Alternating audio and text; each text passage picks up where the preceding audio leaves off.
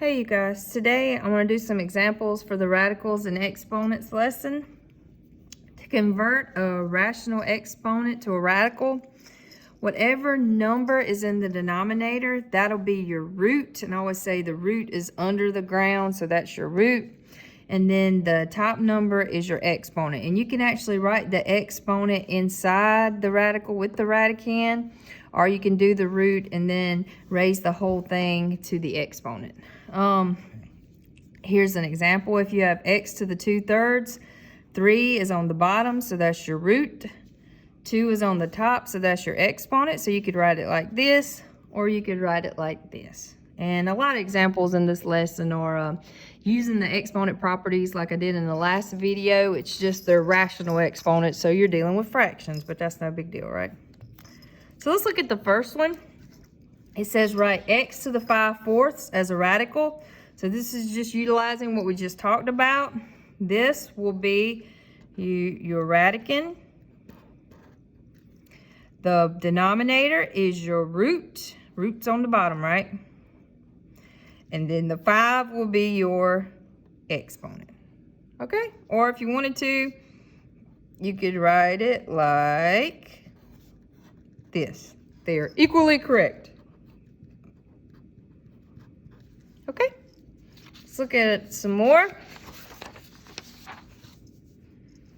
All right, for this one, they want me to simplify, so we're multiplying, but the powers don't have the same base. But in order to use the product of powers property, I need them to have the same base. So 16 is the same thing as 4 squared, right? So I'm going to leave this alone. And we can think of 16 as 4 squared, and it's still being raised to the 7/5 power. Well, what do you do when you have a power to a power? A power to a power, you multiply. So now we've got 4 to the 1/5 times 4. 2 times 7/5 is 14/5. Okay, just multiply straight across. So that'll be 14/5. Now we have powers with the same base being multiplied, so we add the exponent. So this is the same thing as 4 to the 1/5 plus 14/5.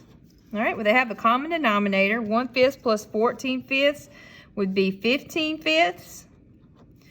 Or 15 divided by 5 is 3.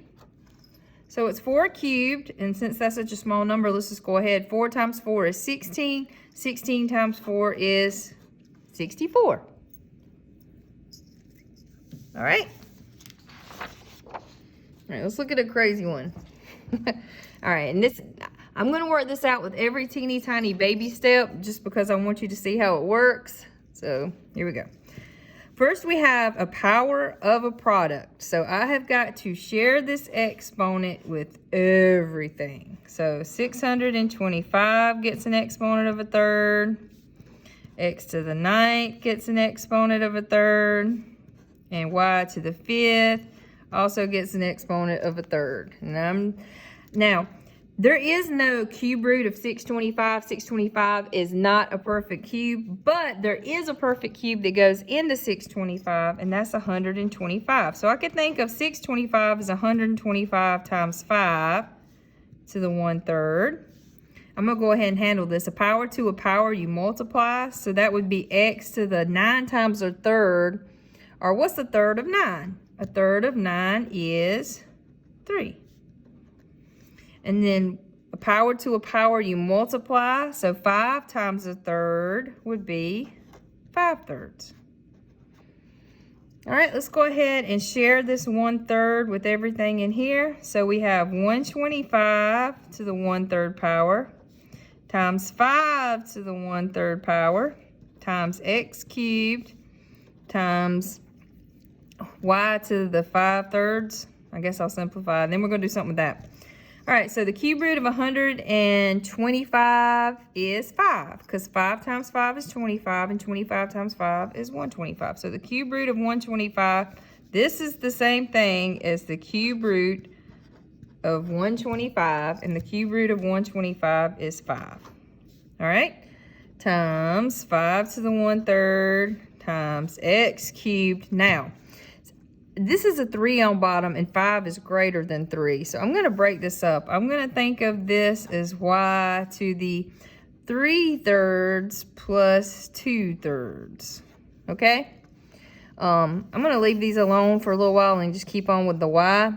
So this is the same thing as y to the 1 plus 2/3. So remember, we add exponents when we multiply powers to the same base.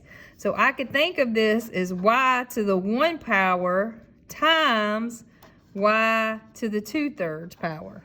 Okay? I'm just going to bring everything else straight down. So we have 5 times 5 to the 1/3 times x cubed. All right. And you see we have these. They both have this root here. So they're going to end up being in a radical. These are just your plain old everyday beautifulness. So I'm going to pull those out front. These both have a cube root, or a 3 in the denominator. So that's a cube root. So this would be the cube root of 5. And then y squared. Okay? So it's completely simplified and it's been changed to a radical. Okay. Let's do some more. All right, for this one, they just want us to simplify. We're multiplying powers with the same base, so you want to add their exponents. Now, these are fractions with different denominators, so I need to find a common denominator. So 2/3 plus 1/5, the LCD would be 15. And 3 times 5 is 15, so 2 times 5 is 10. 5 times 3 is 15, so 1 times 3 is 3. So 10/15 plus 3/15 would be 10 plus 3 is 13/15. So it'd be x to the 13/15. And that's how you would write it as a rational exponent. If you wrote it as a radical, because you're just feeling super cray, that would be the 15th root of x to the 13th power. That's just all sorts of not pretty. All right, let's look at the next one. Same thing, we're multiplying powers. They have the same base, so we would add the exponents. And these do have a common denominator. So I just want to do 2/5 plus -12/5. So 2 plus -12 would be -10. So that'll be 3 to the -10 over 5. But -10 over 5 is -2. Now from our last lesson, to get rid of that negative exponent, we'll do the reciprocal. So we'll move that to the bottom. And 3 squared is 9. So that just equals 1/9. That one wasn't so bad. All right, let's look at one more, please. For this one, we're dividing. So when you divide powers with the same base, do you remember what you do with the exponents? You have to subtract. So we would do 6 to the 1/4 minus 9/4. All right? And then 1/4 minus, they've already got a common denominator. 1/4 minus 9/4 is -8/4. We can simplify that. 8 over 4 is 2, so that would be 6 to the -2, just like we discussed earlier in the previous lesson. To get rid of that negative exponent, we'll do the reciprocal, so that'll be 1 over 6 to the +2, and 6 squared is 36. All right, thank you so much. Have a great rest of the day.